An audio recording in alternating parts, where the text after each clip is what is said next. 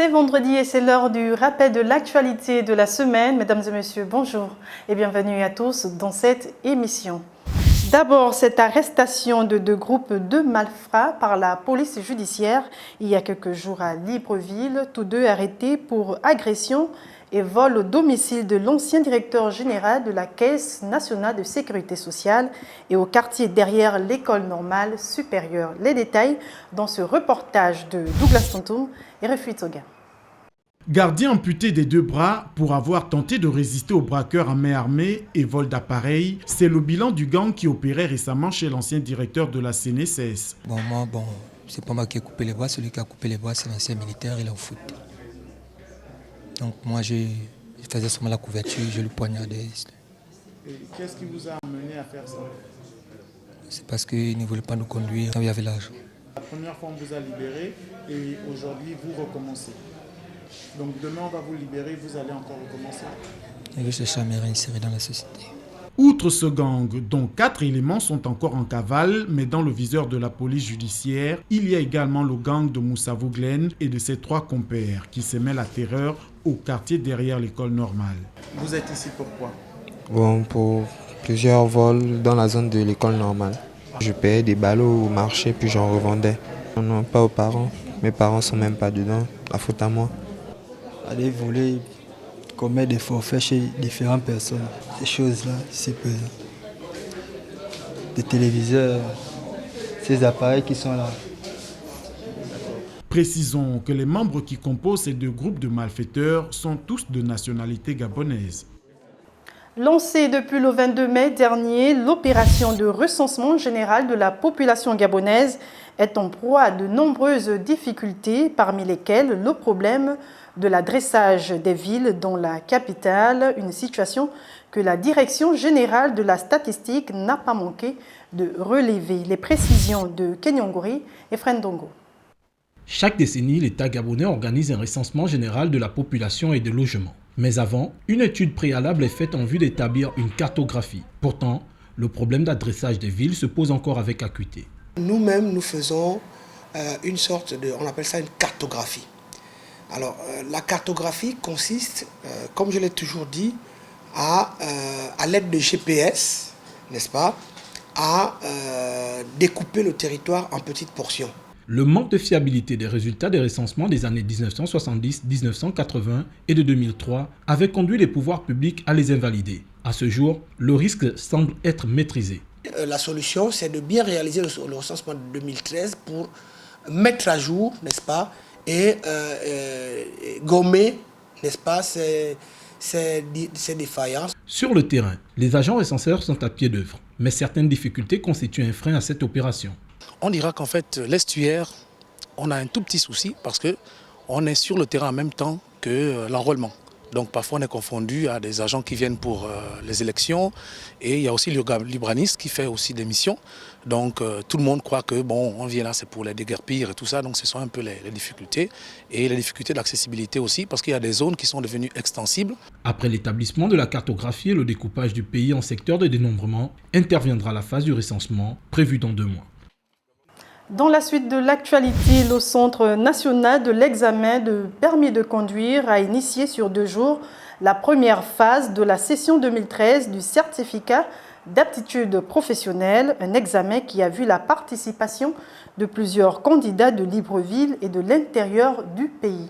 Le compte rendu de Muriel Doyene et Refuit Soga.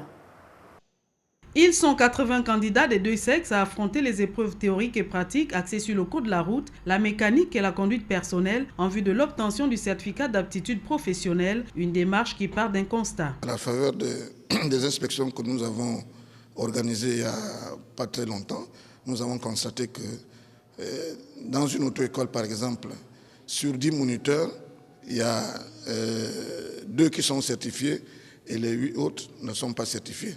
Donc il fallait combler ces manquements qui généralement étaient imputables à l'administration. Soumis à 4 épreuves, dont 2 écrites et 2 autres orales, les candidats, parmi lesquels 3 femmes, doivent totaliser 40 points pour réussir à cet examen qui vise la professionnalisation de ce secteur d'emploi. L'organisation de cet examen vise essentiellement à non seulement organiser ce secteur qui est très peu connu, mais également à faire en sorte que ce secteur soit légalisé. Ça veut dire quoi? Ça veut dire que lorsque le moniteur prend la décision d'aller apprendre à conduire aux usagers, disons aux candidats, il doit d'abord être lui-même titulaire d'un CAP. Parmi les 80 candidats, 73 se sont présentés au permis B et 7 au permis CD. La seconde session de cet examen se tiendra en novembre prochain. Alami Ahmad, ancien ministre tchadien des Affaires étrangères et de l'intégration africaine, est le nouveau secrétaire général de la Communauté économique des États de l'Afrique centrale. Il a été présenté lundi dernier au siège même de la dite institution. Douglas Tonton et Fred Ndongo. Officiellement présenté ce lundi au siège de l'institution, le nouveau secrétaire général de la CEAC, entendez, Communauté économique des États de l'Afrique centrale, a de nombreux défis à relever, parmi lesquels l'intégration régionale. J'ai le plaisir de vous présenter ici présent l'ambassadeur Alami Ahmad, qui présidera désormais aux destinées de la Communauté économique des États de l'Afrique centrale en tant que secrétaire général. Monsieur Alami, qui vient tout juste de quitter son poste de représentant permanent du Tchad aux Nations Unies, a été tour à tour ministre des Affaires étrangères, conseiller diplomatique du président de la République, ambassadeur du Tchad en France et secrétaire général du ministère des Affaires étrangères du Tchad.